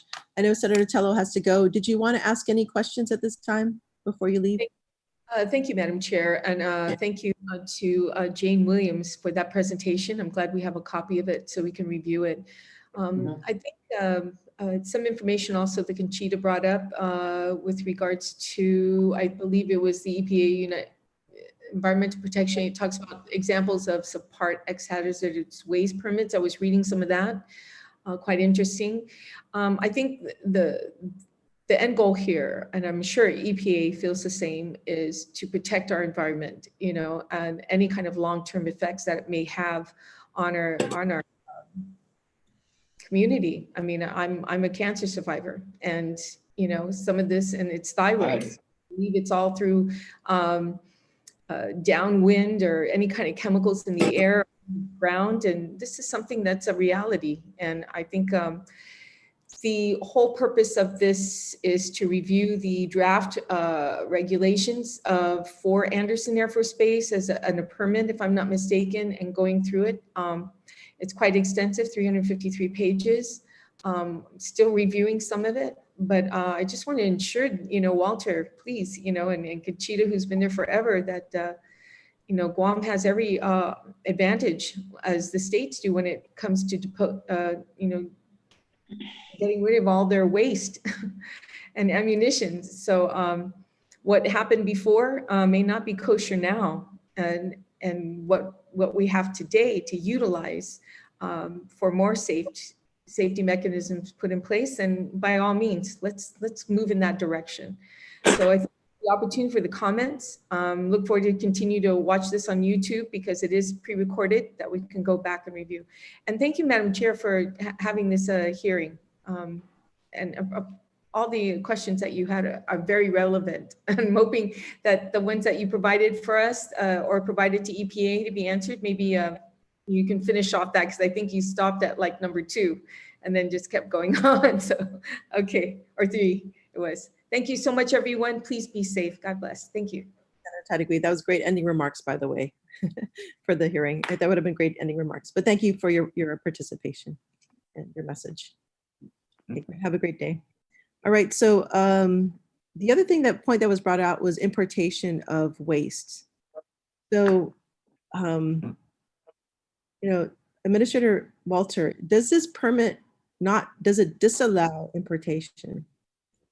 It does not allow for importation of waste, Senator, at this point. There is some questions I would love to ask Ms. Jane Williams if she's still available. Yes, absolutely. Ms. Williams, if you're open to. No problem. Well, first off, I'd like to say thank you for that presentation. I know that was information that I'm not, or at least until today, was not fully vetted on and knowledgeable. You had brought up that there is some of the incendiary flares have PFAS in it, and that is a big thing for all the chemicals are of concern to Guam EPA. And please don't let this hearing misguide you that we're not looking out for the best health of for both human health and the environment. But for PFAS, knowing how hard it is to break it down, which is almost near impossible, because it's, you know, it's a man-made thing. So which one of those alternatives actually can break down PFAS? And I'm not sure. So it's the question I'm asking you. Because I know how hard it is to explain it. Actually, Administrator, the US EPA just tested supercritical water oxidation for its ability to break down perfluorinateds, and we're waiting for those test results. Supercritical water oxidation was specifically designed to break apart fluorinated chemical warfare agent. It may come as a surprise to you that hydrogen fluoride was used in the First World War as a chemical warfare agent, and many chemical warfare agents are fluorinated products at their base. And so because supercritical water did such a great job on some of the chemical weapons, we had asked EPA to assess its ability to destroy perfluorinateds as well. And so we're still waiting for that, for those tests to come back, and I'd be happy to share the results with you when they are publicly released. Thank you. And again, knowing how hard it is to break down PFAS compounds, Yep. that's information. We closely follow it on Guam, and that is good information to have. Thank you so much. Yes, I am sure that you guys have groundwater problems with perfluorinateds there for the use of the AAFB. And you might be interested to note that, you know, the one thing about supercritical water is it's relatively inexpensive compared to other possible or potential treatment technologies. So we are very hopeful that it will be able to be used in the future for the destruction of perfluorinated compounds and to clean up groundwater as well, because it is a water-based technology, not an air-based technology. All right. All right. Thank you for that response. So we are going to now invite, maybe if I can highlight a point from Ms. Williams. She said that open burning of PFAS containing munitions is not going to break it down. It's very resistant to being broken down, and it would just, you know, add to the the contamination in our environment. So that's really critical to think about with this open burn permit. You know, should we continue this, not knowing, you know, if we know what the constituents are, first of all, to contain PFAS, and or even going there, right? Do we really need an open burn pit if the chemicals being listed are the same as previously? I think that's really something that needs to be questioned before we permit such a thing. Okay, so I would like to now invite Christian Benitez from BSP, if he has any comments regarding federal consistency. I know you're here, Christian.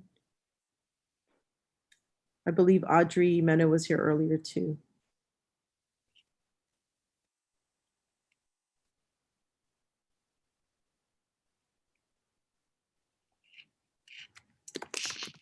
So perhaps they would like to prepare those comments at a later time. I would like to now recognize Monica Flores from Pateja, Letexa, and San Bernardino to provide any comments about community toxics. Thank you so much, Senator Perez, for hosting this informational briefing. And first off, I have to say it's a shame that the 45-day, very short public comment period for this 30+ permit application has been closed. And now this is the only opportunity to put on public record any type of, public concern or even objection to this permit application. And so, you know, I, for one, would like to object to the permitting of this, of granting the Department of Defense this permit from our Guam EPA. And I just want to thank the folks from EPA for being here. You know, it's really interesting that when our leaders call on agencies to provide more information to the public, that sometimes it's a little disruptive, or there seems to be that there's some sort of resistance. So just want to thank the folks at EPA for being here and testifying or providing this information. But I have quite a few concerns, because it seems that, you know, if we just look at recent history with the permits that have been granted to the Department of Defense and even other developers here, that there's just the total lack of monitoring enforcement has basically made these permits completely useless in terms of any kinds of mitigation or protection for our environment. All we need to do is look at Marble Cave. All we need to do is look at the tons of soil that was contaminated from a jet fuel leak. Permits, this is where a permit doesn't matter, because unfortunately monitoring is completely lacking. First of all, I also have ancestral ties to Taragi and Anapsan.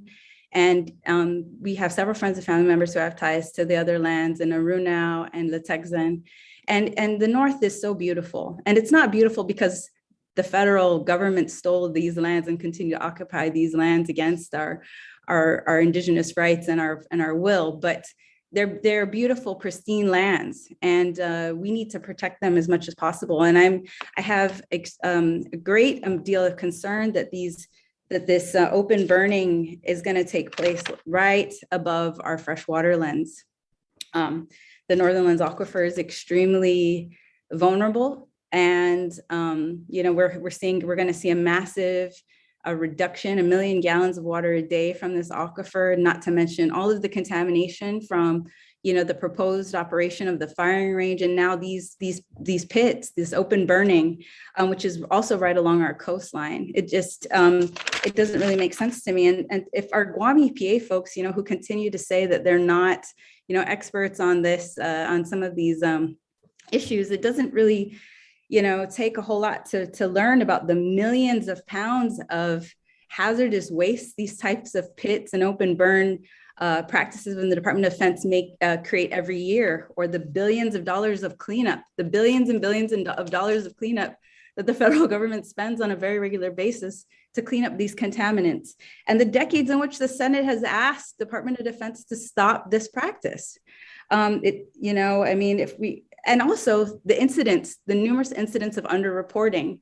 So if we're saying that we're going to trust an honor system with someone who continues to demonstrate that they are not a reliable community partner, with an institution that continues to demonstrate that they're the world's worst polluter, with an institution that has a history here of unresolved contamination, a history of destruction and desecration. If we're going to have an honor system with this institution, it's a shame. It's a shame that our people have not had a chance to provide public comment until, have had such a small window to provide public comment. And with everything happening with the pandemic, with our day-to-day reality of surviving, it's very easy for something like this to slip away, to slip out of public, attention. And so I really want to thank Senator Perez for bringing it to our attention and for hosting this forum, because otherwise I wouldn't have an opportunity to engage with the Guam EPA, because the public comment period has been closed. This is our only opportunity to have it on public record that there are many of us in the community who oppose this permit completely, oppose this practice completely. And just hearing about barium, strontium, uranium, lead, magnesium, all of these contaminants that have already been identified in the 30+ page permit application. If we're relying on reports from the Department of Defense and their Explosives Ordnance Division, if that's the only thing our Guam EPA is relying on, that's not enough. That is certainly not enough to make sure that we're safe, that we're protected. And if we're going to, we're relying on the Department of Defense to let us know the weight and the frequency of their explosions. We're relying on the Department of Defense to test the soil and the groundwater and then report it. And it's only on our review, and if we find anything where we know that the Department of Defense has a history of underreporting. This is deeply disturbing and heartbreaking, to be quite honest, to somebody who comes from a family who's lost several hectares of land in the North because of our continued colonization and militarization of native land. This is continued violent colonization and militarization of our land. This is environmental racism. And if you look across the United States at any of the other sites where this practice is occurring, if you look at Vieques in Puerto Rico, all of the groundwater contamination, all of the increased cases of illness, cancers, all kinds of issues. It does not make sense to grant this permit to the Department of Defense. It's in fact criminal and ludicrous if we believe that our hazardous waste team here can respond to anything that devastating, and especially with the fact that we know that munitions will come from Okinawa to Guam. This kind of burning creates more toxic byproduct, as Jane Williams said earlier. And I just really want to thank Jane Williams and her work with the ceasefire campaign and making time to come here provide us, with all kinds of information about technology, better technology that's available, that just further highlights just how destructive this practice of burning the burn pans and the open burn is at the Air Force Base. And so we will present and provide a more thorough written testimony to this committee, Senator Perez.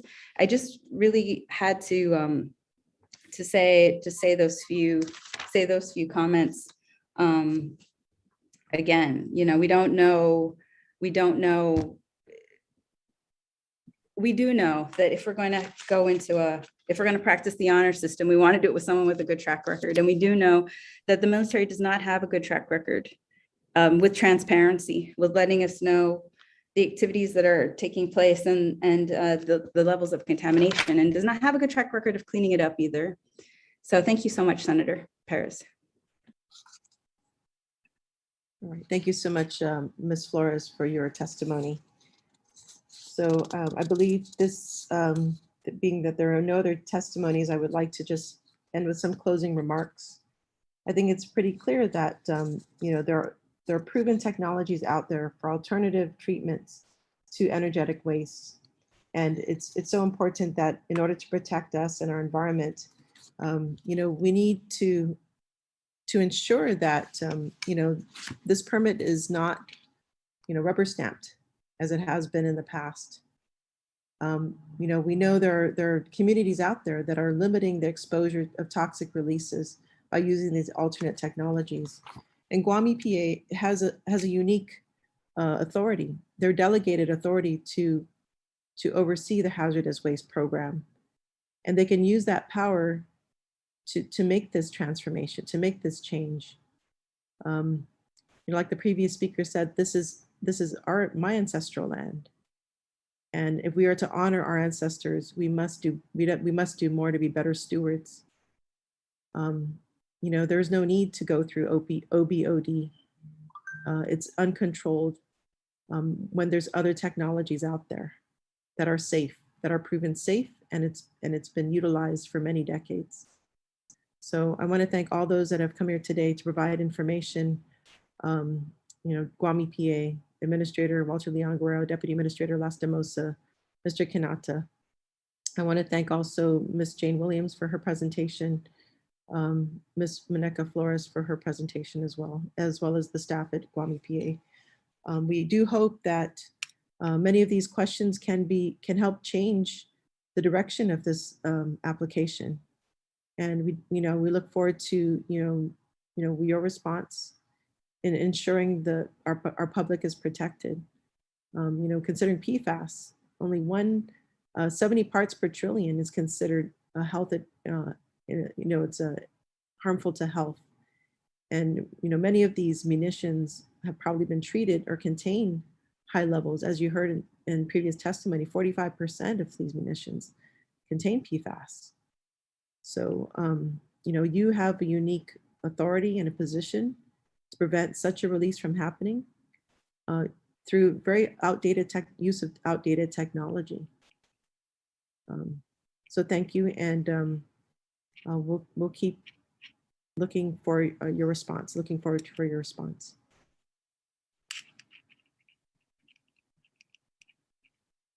Okay. At the time now, it's 10:54 a.m. This section of the virtual hearing is now now adjourned. Masi. Thank you, Senator.